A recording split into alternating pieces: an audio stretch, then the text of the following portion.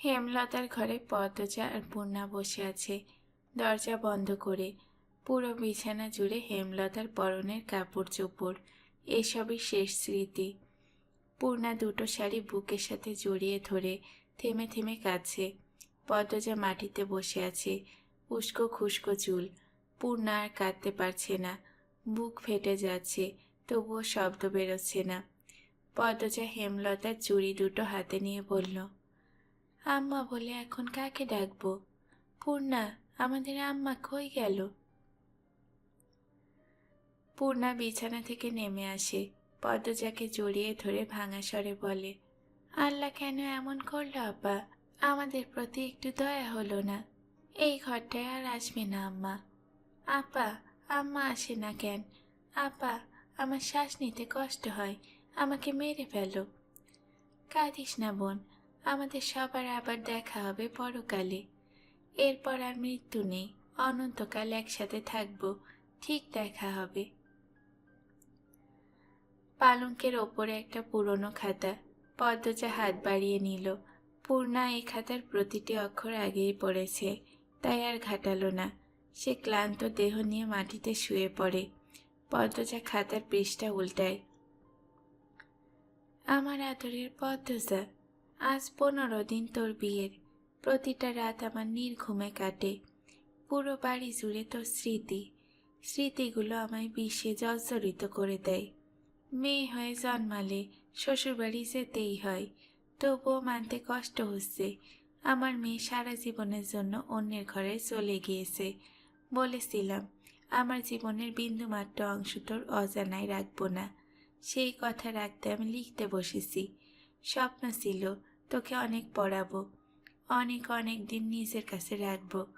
কিন্তু মানুষের সব স্বপ্ন কি পূরণ হয়? দীর্ঘ 2 বছর আমার শরীরে বাসা বেঁধেছিল এক রোগ। প্রাথমিক অবস্থায় ছিল, কিন্তু পাত্তা দেইনি। যখন তোর ম্যাট্রিক পরীক্ষার জন্য আকবর ভাইজানের বাড়িতে গেলাম, তখন একজন ভালো ডাক্তারের সাথে আমার দেখা হয়। তিনি আকবর ভাইজানের বন্ধু, দেখা করতে এসেছিলেন। তখন তুই পরীক্ষা কেন্দ্রে ছিলি। ওনার নাম আসাদুল জামান, বিলেত ফেরত ডাক্তার। কথায় কথায় আমার সমস্যাগুলোর কথা বলি। তিনি খালি চোখে আমাকে দেখেন, কিছু প্রশ্ন করেন, ওনার ধারণা জানান আমি পার্কিনসন্স ডিজিজ নামক প্রাণঘাতী এক রোগে আক্রান্ত, যার 80% লক্ষণ আমার সাথে মিলে যায়। তিনি আমাকে পরীক্ষা করাতে বলেন। এই রোগের চিকিৎসা তো দূরে থাক, এই রোগ পরীক্ষা কেন্দ্রেও হাতে গোনা 2-1টা আছে। সেদিনই আমার জীবনের বড় ধাক্কা ছিল। আমি দিক দিশা হারিয়ে ফেলি। আমি মারা গেলে আমার 3 মেয়ের কি হবে, কি করে বাঁচবে? ভয়ানক এই রোগ নিয়ে তোর সামনে হাসতে আমার ভীষণ কষ্ট হতো, তবুও হাসতে হতো। মহিব খুব ভালো ছেলে, তাই তাদের প্রস্তাব ফিরিয়ে দেইনি। আমি মারা যাওয়ার আগে তোর ভবিষ্যৎ নিশ্চিত করতে চেয়েছিলাম। বিয়ে ঠিক করে ফিরে আসি গ্রামে। প্রতিটা দিন, প্রতিটা মুহূর্ত অসহনীয় যন্ত্রণায় কাটতে থাকে আমার। আসাদুল জামান ঢাকার এক হাসপাতালের নাম লিখে দিয়েছিলেন, যেখানে এই রোগের পরীক্ষা করা হয়। 100% নিশ্চিত হওয়ার জন্য পরীক্ষা করানোটা জরুরি। তার জন্য কেউ একজনকে পাশে দরকার ছিল। তোর আব্বাকে সব বলি। সব শুনে তোর আব্বা হাউ মাউ করে বাচ্চাদের মতো কেঁদেছে। আল্লাহর উপর ভরসা রেখে চলে যায় ঢাকা। আমি তখন হুঁশ ছিলাম না, মৃত্যু আমার পেছনে ধাওয়া করছিল। তাই মাথায় আসেনি আমি না থাকলে আমার মেয়েদের কোনো ক্ষতি হতে পারে। ঢাকার পথে যাওয়ার সময় আল্লাহর কাছে আকুতি করি, যেন পরীক্ষায় কিছু ধরা না পড়ে, বিয়েটা ভেঙে দিতে পারি, আর আমার মেয়েদের নিয়ে আরও কয়েকটা বছর বাঁচতে পারি। কিন্তু আল্লাহ শুনলেন না, তিনি দয়া করলেন না মা। জানতে পারি আমার হাতে সময় কম, এই রোগে নিরাময় নেই। যে কোনো মুহূর্তে, যে কোনো বছরে মারা যেতে পারি। এই কথা শোনা আমার পক্ষে সহজ ছিল না। ভেঙে গুড়িয়ে গিয়েছিলাম, কিন্তু তোদের কথা মনে পড়তেই আবার নিজেকে শক্ত করে নিয়েছি। যতদিন বাঁচব শক্ত হয়েই বাঁচব। তোর জীবন আমি গুছিয়ে দিয়ে যাব। আমি পেরেছি, তোর বিয়ে হয়েছে, ভালো ছেলের সাথে সুখে থাকিস, এই তো শান্তি। আমার ভাবতে কষ্ট হয় একদিন তোকে, তোদের সবাইকে আমি ভুলে যাব। এখন তো কথা ভুলে যাই, তখন নিজের নারী ছেড়া সন্তানদের মুখও অচেনা হয়ে যাবে। কি নির্মম, তাই না মা? তুই ঢাকা চলে গিয়েছিস অনেক দিন হলো। আমার মনে হচ্ছে আমাদের আর দেখা হবে না। আমার শরীরের অবস্থা ভালো না। আজ নাকি প্রান্তকে চিনতে পারিনি আমি। বেশ অনেকক্ষণ ওর চেহারাটা আমার সামনে অচেনা লেগেছে। কি অদ্ভুত, ভুলে যে আবার মনে পড়ে। হাত পা মাথা মুখের থুতনি সোয়াল মাঝে মাঝে খুব কাঁপে। ধীরে ধীরে শরীরের ভারসাম্য একদম নষ্ট হয়ে যাচ্ছে। লাকড়ি ঘরে গিয়েছিলাম, হুট করে চৌকির ওপর থেকে পড়ে গিয়েছি। পূর্ণা সে কি কান্না! মেয়েটা খুব কাঁদুনে হয়েছে। একদমই হাঁটতে ইচ্ছে করে না, শক্তি কুলোয় না। তোর কথা খুব মনে পড়ে। বৃদ্ধ হয়ে তোর শরীরে ভর দিয়ে হাঁটার ইচ্ছা ছিল খুব। পেটের চামড়ায় ফোসকার মতো কি যেন হয়েছে, চুলকায় আর ব্যথা করে। রাতে ঘুম হয় না যন্ত্রণায়। তোর আব্বা আমার অশান্তি দেখে ঘুমোতে পারে না। বাসন্তী আপা সব জানে। মানুষটা অনেক ভালো। ভুল তো সবাই করে, এমন কেউ আছে যে জীবনে ভুল করেনি। বাসন্তী আপার রান্না নাকি অনেক মজা হয়, খুব ভালো ঘ্রাণ হয়। প্রান্ত প্রেমা সারাক্ষণই বলে, কিন্তু আমি সেই ঘ্রাণ পাই না। ঘ্রাণ শক্তিটাও লুপ্ত হয়ে গেছে। বোধহয় আর শক্তি পাবো না লেখার। পুরনো সব কিছু স্থায়ীভাবে ভুলতে আর কতক্ষণ। সব লক্ষণ তো জেগেই বসেছে শরীরে। বাকি শুধু দুনিয়াটাকে ভুলে যাওয়া। আজ সারা রাত জেগে কিছু কথা লিখতে চাই। সেদিন আমি জলিল আর মজনু ছেলেকে খুন করেছি। সঈদ আগেই খুন হয়ে গিয়েছিল। আটপাড়ার বড় বিলের হাওড়ের টিনের ঘরে ওরা তিনজন সবসময় বসে জুয়া খেলে গাঁজা খায়। সেদিনও গাঁজা খেয়ে পড়েছিল। গিয়ে দেখি সঈদের লাশ এক কোণে পড়ে আছে। হাতে দাঁড়িয়ে আছে তোর দেবর রিদওয়ান। ও আমাকে দেখে পালিয়ে যায়। এরকম দৃশ্য দেখে অপ্রস্তুত হয়ে পড়ি, তবুও থেমে থাকিনি। ঘুমন্ত জলিল আর মজনু ছেলেকে বেঁধে। বাকিটুকু আর বললাম না। শুধু এইটুকু বলবো, আমি যখন জলিল আর মজনু ছেলেকে কোপাচ্ছিলাম, তখন রিদওয়ান ঘরের একপাশে লুকিয়েছিল। সে সব দেখেছে। আমি বের হতেই সে উল্টো দিকে হাঁটা শুরু করে। আজও জানতে পারিনি সে কেন সঈদকে খুন করেছে। তুই ঢাকা চলে গিয়েছিস ভেবে শান্তি লাগছে। রিদওয়ান ভয়ঙ্কর মানুষ। তার খুন করার হাত বলছে এটা তার প্রথম খুন নয়। সাবধানে থাকবি, আমিরকে সাবধানে রাখবি। তোর শাশুড়িকে কাঁদতে দেখেছি, ওনাকে আপন করে রাখবি। আর লেখা যাচ্ছে না, হাত পা কাঁপছে, কেমন ঝাপসা হয়ে আসছে চারদিক। এই খাতাটা প্রান্তের, লুকিয়ে নিয়ে এসেছি। আমার সব শাড়ির সাথে ট্রাঙ্কের ভেতরে যত্ন করে রেখেছি। আমার অনুপস্থিতিতে যখন পড়বি, কাঁদবি না একদম। জীবনে বড় হবি। আমি না থাকলে মৃত্যুর কামনা করবি না। এটাও এক ধরনের পাপ। আল্লাহর যখন ইচ্ছে হবে মৃত্যু দেবেন। তিনি যেই কারণে সৃষ্টি করেছেন তা পূরণ হলেই মৃত্যু ধেয়ে আসবে। শুধু মৃত্যুর কথা স্মরণে রাখবি। কোরআনের পথে চলবি, কোনো পাপে জড়াবি না, অন্যায়কে প্রশ্রয় দিবি না। আমাদের আবার দেখা হবে। আমার মায়ের সাথে আবার দেখা হবে। তুই তো আমার মা, আমার পদ্মজা, আমার 7 রজার ধন, আমার 3 কন্যা, আমার অহংকার, আমার বেহেশত। ভালো থাকবি, খুব ভালো থাকবি। মা, কিন্তু দেখব কান্নাকাটি করতে গেলে ওপারে আমার শান্তি হবে না, তাই কাঁদবি না। আল্লাহ হাফেজ। পড়া শেষ হতেই খাতাটা বুকের সাথে জড়িয়ে ধরে পদ্মজা। হাত পা ছুঁড়ে আম্মা আম্মা বলে কাঁদতে থাকে। তার আর্তনাদে চারদিক স্তব্ধ হয়ে যায়। পদ্মজার মাথার ছায়া এভাবেই হারিয়ে যায়। পদ্মজা কি হয়ে উঠতে পারে নিজের ছায়া নিজে? পারবে ভাই বোনদের আগলে রাখতে, বাকি রহস্যের কিনারায় পৌঁছাতে? 1996 সাল। ঘন কুয়াশার ধবল চাদর সরিয়ে প্রকৃতির ওপর সূর্যের নির্মল ছায়া ছড়িয়ে পড়েছে। কাচের জানালার পর্দা সরাতেই এক টুকরো মিষ্টি পেল রোদ্দুর পদ্মজার সুন্দর মুখশ্রীতে হুমড়ি খেয়ে পড়ে। নিচতলা থেকে মোনার কণ্ঠস্বর ভেসে ওঠে, আপামনি। মিষ্টি রোদের কোমল ছায়া ত্যাগ করে ঘুরে দাঁড়ালো পদ্মজা। আমির আড়মোড়া ভাঙতে ভাঙতে লেপের ওম ছেড়ে উঠে বসল। দরজার বাইরে চোখ পড়তেই দেখল পদ্মজাকে। ধনুকের মতো বাঁকা শরীরে সবুজ শাড়ি পরা, মাথায় লম্বা বেনুনি, চওড়া পিঠের ওপরে সাপের মতো দুলছে, পাতলা কোমর উন্মুক্ত। আমি চমৎকার হেসে ডাকল, পদ্মবতী। পদ্মজা ফিরে না তাকিয়ে জবাব দিল, অপেক্ষা করুন, আসছি। আমির মুখ গুমুট করে বলল, ইদানিং আমাকে একদমই পাত্তা দিচ্ছ না তুমি, বুড়ো হয়ে গেছি তাই তো? ওপাশ থেকে আর সাড়া আসলো না। আমির অলস শরীর টেনে নিয়ে বারান্দায় গেল। পদ্মজা বৈঠকখানায় এসে দেখে মোনা সোফায় পানের কৌটা নিয়ে বসে আছে। তাকে দেখেই দ্রুত উঠে দাঁড়ায়। 9 বছরের মোনা এখন 14 বছরের ছটফটে কিশোরী। পদ্মজা গম্ভীর স্বরে বলল, পান খাওয়ার অনুমতির জন্য ডেকেছিস? মনা নতজানু হয়ে দাঁড়িয়ে আছে। সে মাথা নত অবস্থায় রেখে চোখ উল্টিয়ে তাকিয়ে পদ্মজাকে দেখল একবার, তারপর আবার চোখ নামিয়ে নিয়ে বলল, অনেকদিন খাই না, আপামনি একটা খেতে দাও না।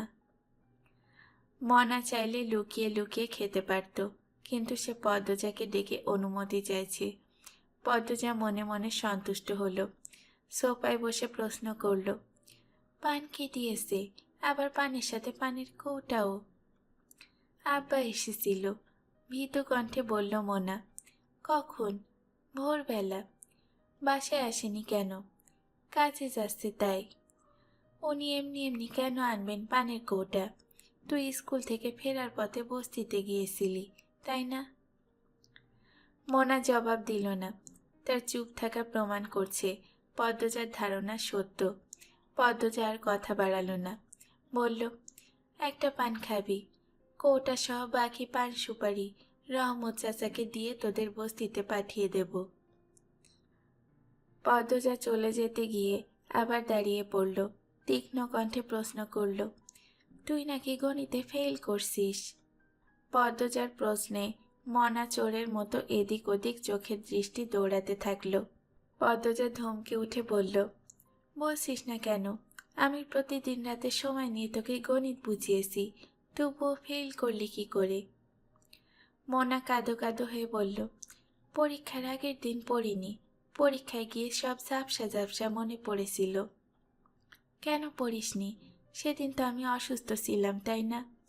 তাই আমি 2 তলায় ছিলাম, নিচে একবারও আসতে পারিনি। এই সুযোগে পড়া রেখে টিভি দেখেছিস, তাই তো? মনা বাধ্যের মতো মাথা নাড়ল। পদ্মজা হাসবে না কাঁদবে বুঝতে পারল না। বেহায়ার মতো আবার স্বীকারও করছে পড়া রেখে টিভি দেখেছে। ঢাকায় আসার পরের বছরই মনাকে স্কুলে ভর্তি করিয়ে দিয়েছিল সে। এখন মনা 5ম শ্রেণীতে পড়ে। মাথায় বুদ্ধি বলতে কিছু নেই, সারাক্ষণ টিভি টিভি টিভি। এত পড়ানোর পরও কিছু মাথায় রাখতে পারে না। পদ্মজা বিরক্তি নিয়ে জায়গা ছাড়ল। শোবার ঘরে ঢুকতেই আমির আক্রমণ করে বসল। পদ্মজার কোমরের উন্মুক্ত অংশে হাত রাখতেই, উহ ঠান্ডা বলেই পদ্মজা ছিটকে বেরিয়ে গেল। আমির হতভম্ব হয়ে গেল। 2 পা এগোতেই প্রাপ্ত বয়স্কা নারীর রিনরিনে কণ্ঠে ধমক বেরিয়ে আসলো, একদম এগোবেন না। এই শীতের মধ্যে ভেজা হাতে শুলেন কিভাবে? আচ্ছা, আপনি আমার কালো সোয়েটারটা দেখেছেন? পাচ্ছি না, শীতে জমে যাচ্ছি একদম। আমির কিছু বলল না। সে পদ্মজার দিকে আর চোখে তাকিয়ে আছে। পদ্মজা এদিক ওদিক তার কালো সোয়েটারটা খুঁজল, তারপর আমিরের দিকে তাকিয়ে হেসে দিল। তারপর বলল, এভাবে সঙ্গের মতো খালি গায়ে দাঁড়িয়ে আছেন কেন? আমির কিছু একটা বলতে যাচ্ছিল, তখনই টেলিফোন বেজে উঠল। পদ্মজা পাশের ঘরে চলে গেল। কালো সোয়েটারটা খুঁজে বের করতেই হবে। এই সোয়েটার পরে সে খুব স্বাচ্ছন্দ্য বোধ করে। আমি টেলিফোন রেখে পদ্মজাকে ডেকে জানালো সে বের হবে, জরুরি দরকার। পদ্মজা সোয়েটার খোঁজা রেখে তাড়াতাড়ি খাবার পরিবেশন করলো। গরুর মাংস গরম করলো। আমি খাওয়া দাওয়া শেষ করে নিয়ম মতো পদ্মজার কপালে চুমু দিয়ে বেরিয়ে গেল। পদ্মজা তৈরি হলো রোকেয়া হলে যাওয়ার জন্য। ঢাকা বিশ্ববিদ্যালয়ে পড়ার সুবাদে রোকেয়া হলের অনেক মেয়েকেই সে চেনে। আজ মোনার স্কুল নেই, সে একাই বাসায় থাকবে। পদ্মজা হলে যাচ্ছে এক ছোট বোনের সাথে দেখা করার জন্যে। আমিরের তো কখনোই ছুটি নেই, নিজের ব্যবসা, যখন তখন কাজ পড়ে যায়। রোকেয়া হলের চারপাশ সবুজ গাছে আবৃত। পদ্মজা গেটের বাইরে গাড়ি রেখে এসেছে। হিমশীতল বাতাসে চোখ জোড়া ঠান্ডায় জ্বলছে। তার পরনে বোরকা, মুখে নিকাব। রোকেয়া হলের ক ভবনে এসে জানতে পারল যার খোঁজে সে এসেছে সে নেই। চারিদিক নিরিবিলি, প্রায় সবাই ক্যাম্পাসে। নির্জন পরিবেশে এমন ঠান্ডা বাতাস রোমাঞ্চকর অনুভূতি। রোকেয়া হলে এ নিয়ে অনেকবার এসেছে সে। পদ্মজা ক ভবনের নিচতলার শেষ মাথার কাছাকাছি এসে ঘুরে দাঁড়ায় ফিরে যাওয়ার জন্য। তখন অতি সূক্ষ্ম একটা শব্দ কানে ভেসে আসে। পদ্মজা থমকে দাঁড়ালো, 2 পা পিছিয়ে চোখ বুজে শোনার চেষ্টা করলো। শব্দটা তীব্র হচ্ছে, যেন কাছে কোথাও ধস্তাধস্তি হচ্ছে। পদ্মজার মস্তিষ্ক সচল হয়ে ওঠে। অনুসন্ধানী দৃষ্টি নিয়ে ফিরে তাকায়। একটা মেয়ের চাপা কান্নার শব্দ কর্ণকুহরে পৌঁছাতেই পদ্মজা দ্রুতগামী ঘোড়ার মতো ছুটে আসে শেষ কক্ষের দরজার সামনে। পৌঁছাতেই দেখতে পেল অর্জুন এবং রাজু একটা মেয়েকে নিয়ে টেনে হিঁচড়ে কক্ষ থেকে বের করতে চাইছে। 6 মাস হলো ছাত্র সংগঠনের নেতৃত্বে এসেছে এরা, আর এখনই ক্ষমতার অপব্যবহার শুরু করেছে। পদ্মজার উপস্থিতি টের পেয়ে অর্জুন আর রাজু তাকালো। মেয়েটা ভয়ে কাঁপছে। পদ্মজাকে দেখে মেয়েটা ছুটে আসতে চাইলে অর্জুন ধরে ফেলে। পদ্মজা বেশ শান্তভাবেই বলল, ক্ষমতার অপব্যবহার করতে নেই, ছেড়ে দাও মেয়েটাকে। পদ্মজার কণ্ঠ মেয়েটা চিনতে পারল। অস্ফুটভাবে ডাকল, পদ্ম আপা, আমি মিঠি। পদ্ম আপা, ওরা আমাকে জোর করে তুলে নিয়ে যাচ্ছে, আমাকে বাঁচাও। পদ্মজা ভালো করে খেয়াল করে চিনতে পারল মিঠিকে। অর্জুন মিঠির গালে শরীরের সব শক্তি দিয়ে থাপ্পড় মেরে রাজুকে বলল, এরে ঘাড়ে ওঠা। এই, আপনি সরেন, মাঝে হাত ঢোকাবেন না, বিরক্ত করা একদম পছন্দ না আমার। পদ্মজা বাধা হয়ে দাঁড়ালো, বলল, দেখো, মা জাতিকে এভাবে অপমান করতে নেই। হাতে ক্ষমতা পেয়েছ, সৎভাবে চলো, সবার ভালোবাসা পাবে। এভাবে নিজেরা অন্যের ইজ্জত নষ্ট করছো, সেই সাথে নিজেদের পাপই করছো। এই ফোর্ট এখান থেকে নীতি কথা শোনাতে আসছে। ভালোভাবে বলছি, ভেজাল না করে ছেড়ে দাও। নারীকে নারী রূপে থাকতে দাও, শক্ত হতে বাধ্য করো না। অর্জুন রাগে দাঁত কড়মড় করে বলল, আর একটা কথা বললে জামা কাপড় খুলে মাঠে ছেড়ে দেব। কথাটা শেষ করে অর্জুন চোখের পলক ফেলতে পারল না। তার আগেই পদ্মজার 5 আঙ্গুলের দাগ বসে যায় তার ফর্সা গালে। অর্জুন রক্তিম চোখে কিরমির করে তাকায়। মিঠিকে ছেড়ে পদ্মজার গলা চেপে ধরে। পদ্মজার সঙ্গে সঙ্গে অর্জুনের অন্ডকোষ বরাবর লাথি বসিয়ে দিল। অর্জুন কোকিয়ে উঠল, অন্ডকোষে 2 হাত রেখে বসে পড়ল। রাজু বিশ্রী গালিগালাজ করে পদ্মজার দিকে তেড়ে আসে। পদ্মজা মেঝে থেকে ইট তুলে রাজুর মাথা লক্ষ্য করে ছুঁড়ে মারে। মিঠি ভয়ে চোখ বন্ধ করে ফেলে। রাজুর কপাল ফেটে রক্তের ধারা নামে। অর্জুন আকস্মিক তেড়ে এসে পদ্মজার নেকাব টেনে খোলে। ঘোলা চোখের ভয়ঙ্কর চাহনি, রক্ত জবার মতো ঠোঁটের কাঁপুনি অর্জুনের অন্তর কাঁপিয়ে তোলে। তবুও দমে থাকেনি। পদ্মজাকে হামলা করার জন্য প্রস্তুত হয়। পদ্মজা তার কাঁধের ব্যাগ থেকে ছুরি বের করে অর্জুনের গলায় টান বসায়। এই দৃশ্য দেখে মিঠির শরীর কাঁপতে থাকে। অর্জুন চিৎকার করে বসে পড়ে। গলায় হাত দিয়ে দেখে গলাটা শরীর থেকে আলাদা হয়ে যায়নি, চামড়া ছিঁড়েছে শুধু। তার হৃৎপিণ্ড যেন মাত্রই মৃত্যুর সাক্ষাৎ পেল। পদ্মজার অভিজ্ঞ হাত তার কলিজা শুকিয়ে দিয়েছে। মেঝেতে বসে হাঁপাতে থাকে। পদ্মজা ছুরির রক্ত অর্জুনের গেঞ্জিতে মুছে বলল, তোমাদের ভাগ্য ভালো, পদ্মজার হাতে পড়েছ, হেমলতার হাতে পড়নি। এরপর মিঠিকে প্রশ্ন করল, আমার জানা মতে তুমি প্রথম বর্ষে আছো, তাহলে দ্বিতীয় তলায় থাকার কথা, এখানে আসলে কি করে? মিঠির ভয় এখনো পুরোপুরি কাটেনি। সে ঠোঁট ভিজিয়ে নিয়ে বলল, আমি গত কয়েকদিন অসুস্থ ছিলাম, ক্যাম্পাসে যেতে পারিনি। অর্জুন দাদা নাজমাকে দিয়ে আমাকে ডেকেছিল। অমনি চলে এসেছ? কয়েকদিন আগে তৃতীয় বর্ষের একটা মেয়ের কি হাল হয়েছে দেখনি, শোনোনি? এরপরও এদের ডাকে সাড়া দিলে কেন? না দিয়েও উপায় নেই। পদ্মজা আর কিছু বলতে পারল না। মিঠিকে নিয়ে কক্ষ থেকে বেরিয়ে পড়ে। এরপর নেকআপ পরতে পরতে বলল, এসব বেশি দিন সহ্য করা যায় না। মেয়েরা হলে এসে থাকে পড়াশোনার জন্য, আর এসব নির্যাতনের শিকার হতে হয়। তোমার চেনা জানা মতে যারা মানসিক আর শারীরিকভাবে ভুক্তভোগী আছে, সবার নামের তালিকা আমাকে দিতে পারবে? মিঠি জানতে চাইল, কেন? সবাইকে নিয়ে প্রশাসনের কাছে যাব, তাদের নীরবতা আর মেনে নেব না। ক্যাম্পাসে আসার পর থেকে নেতাদের অপকর্ম দেখছি, থামানোর চেষ্টা করছি। একজন দুজন থামে, আরও 10 জন বাড়ে। এইবার আমাদের আন্দোলন করতে হবে। মিঠি মিনমিনিয়ে বলল, কেউ ভয়ে আন্দোলন করতে চায় না। অনেকবার দিন তারিখ ঠিক হয়েছে শুনেছি। এরপর যাদের আসার কথা ছিল তাদের মধ্যে 80 ভাগই আসতো না। অনেককে বাসায় আক্রমণ করা হয়েছে। পদ্মজার বুক ফুঁড়ে দীর্ঘশ্বাস বেরিয়ে আসলো।